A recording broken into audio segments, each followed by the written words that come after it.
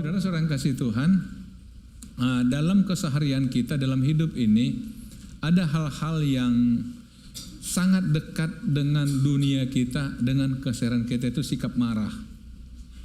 Kadang kita merasa kita punya alasan untuk marah. Ada banyak alasan bagi kita untuk marah, akhirnya kita marah. Bahkan kita merasa marah itu adalah bagian dari hidup yang tidak bisa dihindari.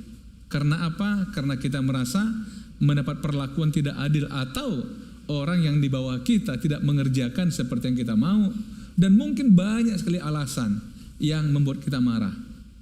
Tapi hari ini saudara, saya ingin ajak kita untuk melihat firman Allah. Apa sih kata Alkitab tentang marah ini? Ya, mari kita lihat di dalam Yakobus pasal yang pertama, di ayat 19-20. Hai saudara-saudara yang kukasihi, ingatlah hal ini, setiap orang hendaklah cepat untuk mendengar, tetapi lambat untuk berkata-kata, dan juga lambat untuk marah, sebab amarah manusia tidak mengerjakan kebenaran di hadapan Allah. Saya garis bawahi, sebab amarah manusia tidak mengerjakan kebenaran di hadapan Allah. Amarah manusia. Saudara-saudara, tadi saya katakan kita selalu merasa punya alasan untuk marah. Ada orang mengatakan kalau saya nggak diganggu saya nggak marah. Ya memang, kalau orang nggak diganggu marah itu nggak normal. Selalu kita menganggap saya punya alasan untuk marah. Tetapi saudara, kenapa Alkitab mengatakan sebab amarah manusia tidak mengerjakan kebenaran di hadapan Allah? Saya coba saudara baca-baca buku untuk mencari tahu apa sih amarah, apa sih marah itu. Kenapa sampai dikatakan amarah manusia tidak mengerjakan kebenaran? Marah adalah gejolak emosi yang diungkapkan dengan perbuatan atau ekspresi untuk memperoleh kepuasan. Jadi orang marah itu ingin memuaskan dirinya supaya dia puas. Maka apa yang mengganjal hatinya, apa yang dianggapnya mengganggu perasaannya, maka dia ungkapkan dengan kemarahan. Karena itu ada pepatah orang Batak, saudara, saya nggak begitu paham kalimat persisnya, tapi kira-kira artinya begini: kalau ada sesuatu ya sampaikan aja biar engkau puas. Puas, jangan simpan di hati supaya engkau puas. Tapi saya katakan, dia puas, tapi yang dimarahin kasihan. Betul kan? Saudara-saudara, karena memang amarah manusia itu teman kebenaran di hadapan Allah. Kenapa? Karena memang lebih banyak untuk kepuasan, ekspresi. Jadi apa yang di hati kita, kita coba luapkan saudara. Karena katakan, kalau saya nggak luapkan Pak, saya bisa sakit. Jadi orang mengatakan kalau nggak marah dia sakit. Terserahlah saudara. Nanti darah tinggi loh Pak, sakit gula kalau nggak marah saya. Oke lah. Tapi kita coba belajar pelan-pelan saudara. Jadi marah dapat dikatakan pula sebagai bentuk ekspresi diri. Ekspresi diri. Nah, amarah merupakan suatu pemberontakan dari diri ketika mendapatkan sesuatu yang tidak sepantasnya kita terima. Biasanya bersamaan dengan berbagai ekspresi perilaku. Saudara-saudara, kemarin saya ketika sama istri berdua di mobil, karena memang saya seminggu ini pikiran saya tentang khotbah ini terus saudara. Saya katakan begini, iya ya, ada hal yang bagi saya agak susah saya pahami. Kenapa kalau orang marah, bahasanya itu bahasa mengutuk, bahasanya bahasa yang kotor, bahasanya bahasa yang kasar. Betul nggak? Pernah saudara lihat orang marah, Tuhan Yesus memberkati kamu. Selalu yang terlontar apa? Kata-kata kasar, betul? Kata-kata kotor. Jadi saya bisa paham kenapa Yesus atau kenapa firman Allah mengatakan amarah manusia nggak mengerjakan kebenaran. Karena itu adalah ekspresi kepuasan, ekspresi diri untuk memuaskan daging, untuk memuaskan nafsunya. Marah. Nah sering kali saudara tanpa kita sadar kemarahan itu sendiri justru mengganggu kita. Bukan saja orang lain saudara, tetapi kita banyak terganggu, kita berkorban saudara.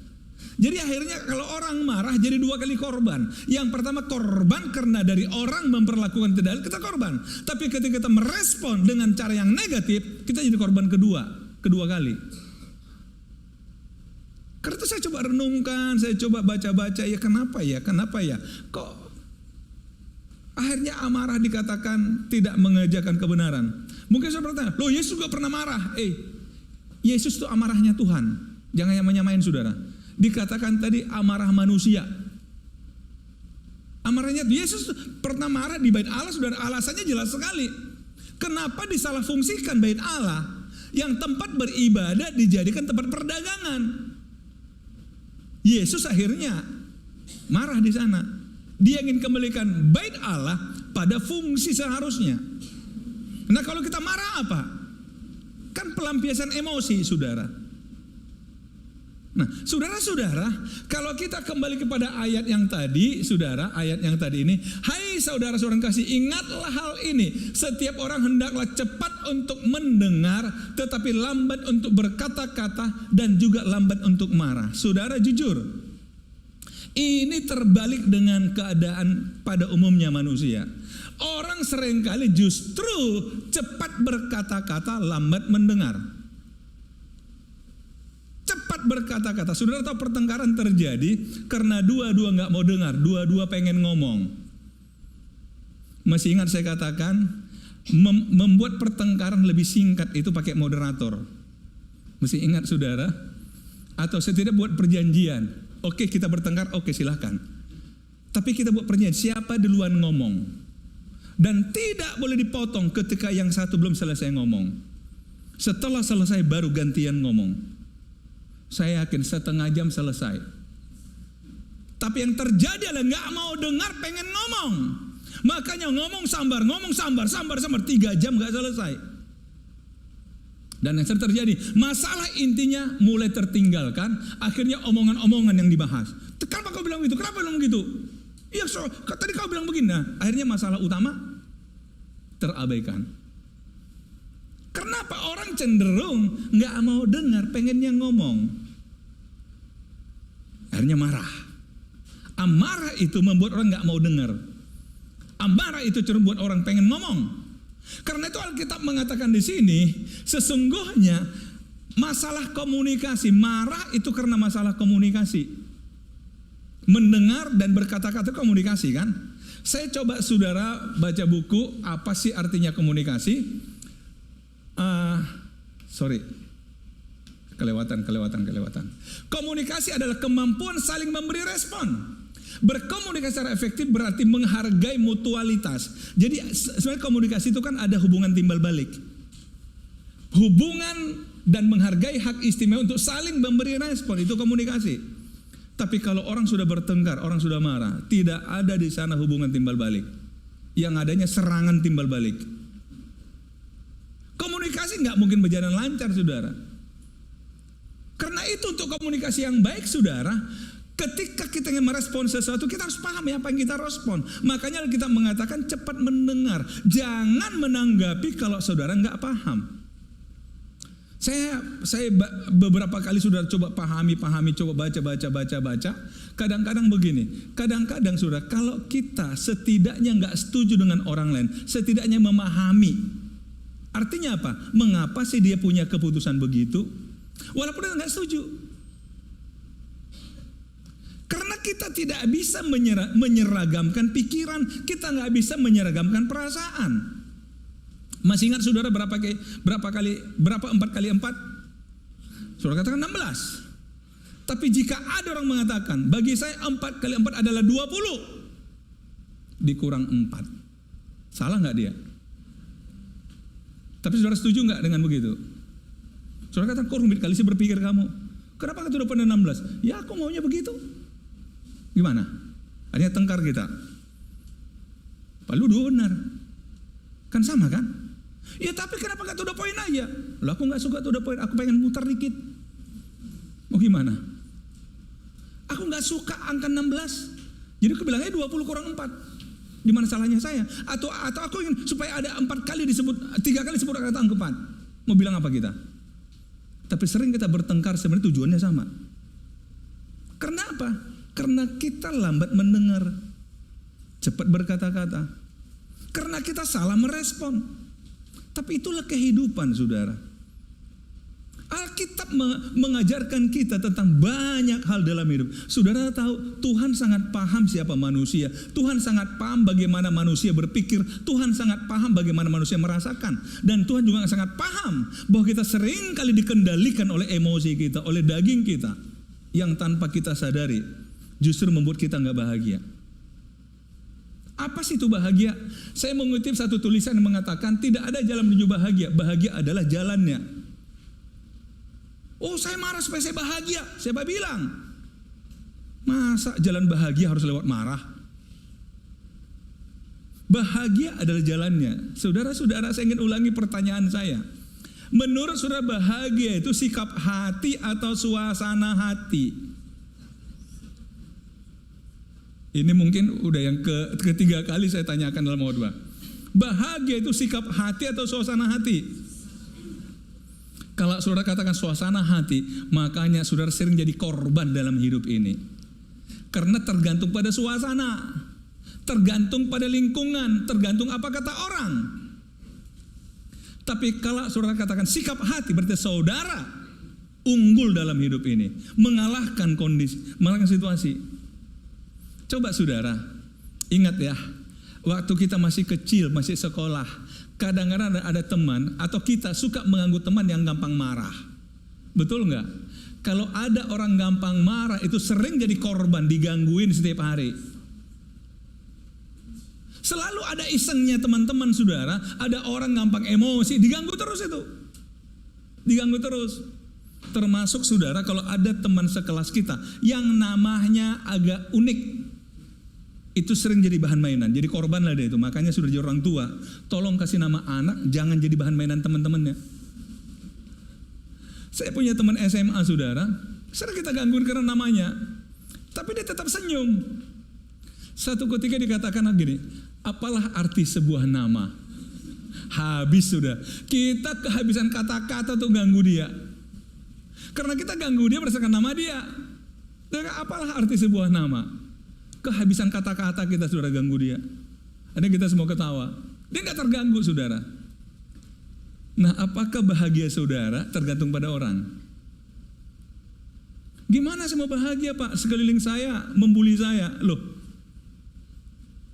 saudara-saudara, dikatakan dalam kata-kata ini bahagia itu jalan. Artinya kalau engkau bahagia, bahagia aja. Nggak perlu harus begini baru aku bahagia. Loh, kapan bisa tercapai?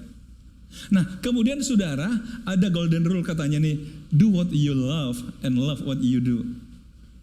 Jadi supaya saudara bahagia di hidup ini adalah senangilah apa yang kau kerjakan. Atau kalau nggak bisa, ya kerjakan yang kamu senangi.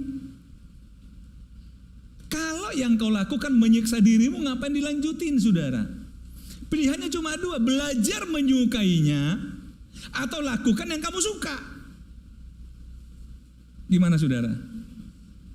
Sebenarnya kan rumus-rumusnya saudara paham. Tapi kalau nggak mau dikerjain sih, akhirnya saudara hidupnya susah. Senyumnya aja mahal banget, bukan mahal.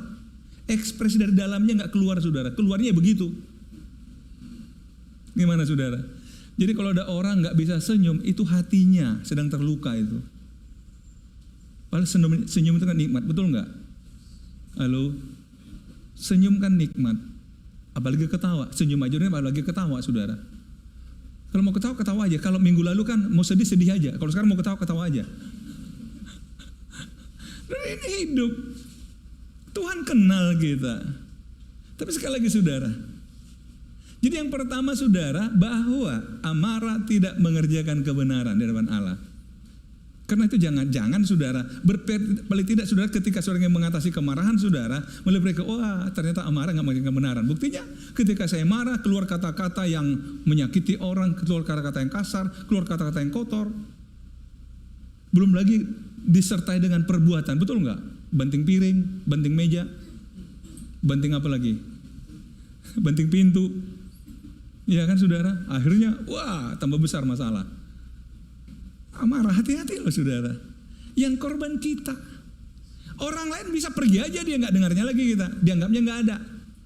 Saudara katakan, loh kalau tiba-tiba saya dengar orang kata kasar sama saya, anggap aja salah dengar. Oh nggak bisa Pak. Kan lucunya begini saudara, ada orang WA saudara dengan kata-kata yang kasar. Setelah saudara baca, malah saudara crop dan simpan. Dibaca ulang, baca ulang. Saudara sudah tentu nyakitin. Kok disimpan, kok hapus aja, kok nggak delete aja saudara? Halo? Bener nggak? Malah disimpan.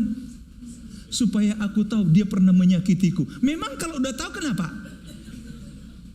Malah diposting ke lain-lain. Biar kalian tahu ya, lihat ini WA-nya dia. Biar kalian tahu ya, begitu jahatnya dia. Ya ampun, sakit hati kok dipelihara. Marah kok dipelihara saudara. Udahlah. Oke, yang kedua saudara, bagaimana mengatasi marah? Sebab itu buanglah segala sesuatu yang kotor dan kejahatan yang begitu banyak itu, dan terimalah dengan lembut firman yang tertanam dalam hatimu, yang berkuasa menyelamatkan jiwamu. Tuhan punya kepentingan menyelamatkan jiwa kita. Emosi kita jangan sampai membuat jiwa kita rusak saudara. Sering orang katakan orang yang sukanya marah-marah berarti jiwanya sakit. Tapi Tuhan ingin menyelamatkan jiwa kita. Maka dikatakan buanglah segala sesuatu yang kotor, kejahatan, buang. Saudara-saudara pasti paham saudara. Sama seperti handphone saudara, kembali ke handphone lagi saudara ini. Kalau saudara dihubungi seseorang, atau menghubungi seseorang, atau terima WA dari seseorang, itu kan langsung tersimpan di memori handphone, betul nggak? Kecuali saudara hapus. Sama, saudara tahu. Itu IT itu kan mencoba menciplak memori manusia. Setiap yang saudara lewati, setiap yang saudara dengar, setiap yang saudara terjadi itu kan tersimpan dalam memori saudara. Bahkan yang luar biasa saudara, satu peristiwa yang terjadi puluhan tahun yang lalu misalnya, bagi saudara mungkin yang udah umur 40 ke atas, ketika ketemu teman masa kecil, masih ingat dulu? Oh ingat, nggak pakai lama searching saudara. Nggak perlu pakai Google, langsung keluar. Oh ingat, cepat hitungan detik. Oh ingat dulu kan begini-begini. Kalau sudah simpan di komputer, oh sebentar saya cari dulu ya datanya ya. Aduh udah terhapus kayaknya. Artinya apa? Memori kita dibuat Tuhan itu permanen saudara, kecuali hilang ingatan. Nah persoalannya adalah memori saudara dipenuhi dengan yang kotor kah, dengan yang jahat kah, atau dengan yang baik? Saya kembali tadi saya katakan, kenapa sih orang kalau lagi marah tiba-tiba keceplosan kok bahasanya yang kotor, yang kasar? Karena memang memori dia dipenuhi dengan yang kotor dan yang kasar, yang jahat. Saya percaya saudara, maka orang katakan kalau ingin kenal orang lihatlah ketika dia marah, baru engkau tahu siapa dia. Itulah aslinya dia. Karena orang marah nggak kendalikan diri saudara. Lihatlah waktu dia marah. Atau buatlah dia marah supaya kau kenal siapa dia. Gimana saudara mau coba buat orang marah hanya untuk kenal dia? Buanglah memori kita saudara, memori bawah sadar kita. Itulah yang mengendalikan hidup kita, itulah yang mengontrol hidup kita. Karena itu orang-orang para psikolog mengatakan apa? 85% hidup kita dikelilingi oleh memori bawah sadar kita. Itu yang Tuhan katakan, buang aja. Buang aja memori-memori jahat. Sambil satu contoh di Alkitab saudara, seorang bernama Yusuf. Yusuf itu punya pengalaman pahit ketika dia di rumah. Ayahnya sayang sama, tapi abang-abangnya gak suka sama dia. Akibatnya saudara, dia dimasukkan di sumur. Padahal dia punya niat baik, disuruh ayahnya lihat abang-abangnya sambil bawa makanan barangkali. Tapi justru dia dimasukkan di sumur. Kemudian diangkat, dijual ke Mesir, dianggap hilang. Di Mesir dia berbuat baik di rumah Potifar. Pada puncak karirnya dia difitnah, masuk ke penjara. Saudara lihat berapa banyak kepahitan yang dialami semasa hidupnya. Tapi akhirnya Yusuf tetap positif. Di penjara dia berkarir lagi, sampai dari penjara dia diangkat jadi orang kedua di Mesir yang mengatur ekonomi dunia. Satu ketika saudara, ketika terjadi kelaparan di dunia, saudara-saudaranya mulai datang minta makan sama dia. Dia nggak tahan. Dia nggak tahan bukan karena mengingat kejahatan saudara, tapi dia nggak tahan karena rindunya pada mereka, betul? Sampai dia nyebut satu acara makan malam, dia peluk semua saudaranya. Dia nggak pernah ingat kejahatan mereka. Ini dibuktikan ketika ayah mereka Yakub meninggal. Saudara-saudara datang kepada dia mengatakan, kami siap jadi budakmu. Kami siap menerima hukuman atas kesalahan kami masa lalu. Tapi apa kata Yusuf? Akukah pengganti Allah? Kalian memang mereka yang jahat, tapi Allah merekakan untuk sebuah kebaikan. Artinya apa? Dia rubah peristiwa negatif menjadi peristiwa positif di pikirannya, di memorinya. Sehingga dia tidak mememori diri rusak dengan kejahatan-kejahatan, saudara. Kadang-kadang kita manusia, saudara, yang kita koleksi itu kejahatan orang sama kita, bukan kebaikan orang. Tadi pagi saya katakan salah satu gak fair dalam hidup adalah kalau kita menolong orang 20 kali, pas yang ke-21 dia minta bantuan kita gak bisa bantu. Dia pasti ingat yang ke-21, betul gak? Yang dia akan ceritakan sama orang yang ke-21. Coba lihat, katanya teman segereja katanya nih, tapi saya minta bantuan, coba mana bantunya aku? Dia gak cerita yang 20 itu, saudara, betul gak? Itu manusia. Subur kejahatan dalam hatinya. Tapi kebaikan tidak ada tempat di hatiku. Mungkin begitu pikir dia, yang satu tadi itu.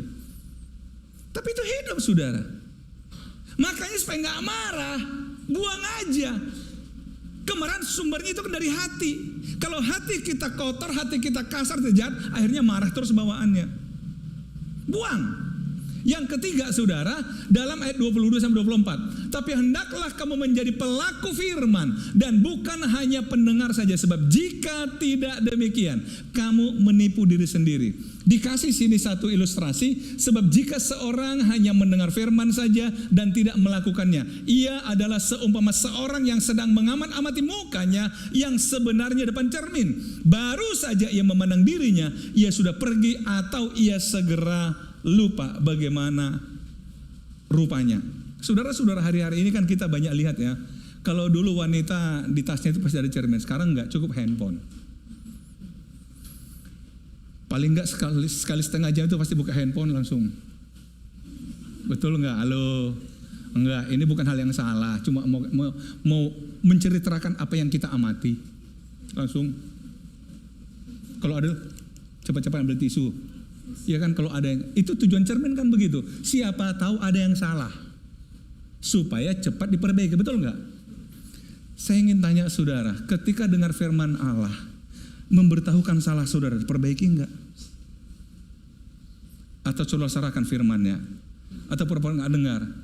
Kayaknya bukan untuk gue, atau untukmu itu. Gimana kira-kira? Padahal kan tujuannya kasih tahu loh, kamu itu begini loh. Ini loh. Tapi kita sama aja bercermin, kelihatan cemot gitu, cuekin aja gitu. Saudara, saya kenapa dikatakan menjadi pelaku firman? Saudara pernah dengar namanya hukum kebiasaan? Hukum kebiasaan itu adalah perpaduan 3 hal. Yang pertama pengetahuan, kita tahu sesuatu. Yang kedua, kemauan, kita mau melakukan apa yang kita tahu. Yang ketiga, keterampilan. Kita tahu bagaimana cara melakukannya. Akhirnya sekali, 2 kali, 3 kali, lama-lama kita lakukan menjadi kebiasaan. Bisa ditangkap saudara? Hukum kebiasaan. Pengetahuan, kita tahu sesuatu. Kemauan, kita mau melakukan apa yang kita tahu. Yang ketiga, kita terampil melakukannya. Sekali, 2 kali, 3 kali, dan seterusnya menjadi kebiasaan kita. Oleh karena itu saudara, untuk mengubah kebiasaan, mulai dari pikiran dulu, dari pengetahuan. Kasih dia informasi yang baru. Kasih dia. Saudara, sambil satu contoh, dulu saya pertama ke Amerika tahun 96. Saya nginap di satu rumah, satu keluarga. Sore-sore tiba-tiba dia ambil rice cooker, dia masukin beras. Kemudian dia cincang sayur, masukin lagi di situ. Dia cincang daging, masukin di situ lagi, di rice cooker yang sama. Saya dekati dia, saya bilang, kamu mau buat apa? Masak nasi, kamu kan makan nasi. Orang Indonesia katanya kan, saya heran orang Indonesia makan nasi 3 kali sehari, kok gak bosan-bosan sih? Jadi masak nasi, iya. Saya bilang, bagi kami, rice cooker cukup untuk masak nasi. Nah terus, makan nasi aja gak pakai apa-apa? Saya bilang, ini sayur masak sendiri. Pakai kuali namanya. Ini daging juga pakai kuali sendiri. Dia bilang, hah? Mau makan aja repot sekali. Makanya saudara tahu, dapur orang Indonesia punya kuali berbagai ukuran, punya panci berbagai ukuran. Coba lihat dapur orang bule, ada nggak itu? Enggak, karena mereka cukup ambil tepung, diadon, masukin sayur, daging, kemudian masukin di oven, 15 menit selesai makan. Kalau kita, makanya dia nggak masuk akal bagi dia. Kita masak berjam-jam untuk makan 15 menit. Bagi mereka masuk akal, tapi kenyataan setelah mereka Indonesia, mereka ikut-ikutan sama kita. Lihat bule Indonesia, mulai di dapurnya ada kuali berbagai ukuran. Kenapa? Kebiasaannya berubah karena pengetahuannya berubah. Dia pengen dong tahu rasanya rendang. Pengen dong tahu namanya apa? Capcay. Sehingga dia masih tersendiri, betul? Pengetahuan berubah, maka kebiasaan berubah. Nah, kenapa dikatakan pelaku firman? Untuk menjadi pelaku firman, kembali, rubahlah pengetahuan saudara. Doronglah supaya kita mau melakukannya dan belajarlah bagaimana melakukannya. Pastilah kita punya kebiasaan yang berubah. Yang tadinya pemarah jadi peramah. Amin, saudara. Akhirnya kita terhindar. 3 hal ini saudara harus lakukan, saudara. Saya percaya kalau kita lakukan, pasti Tuhan buat kita tenang dalam hidup. Kita bahagia di hidup dan tidak ada yang bisa mengganggu kita, tidak bisa merebut kebahagiaan kita karena kita yang memutuskan. Amin. Tuhan Yesus memberkati kita.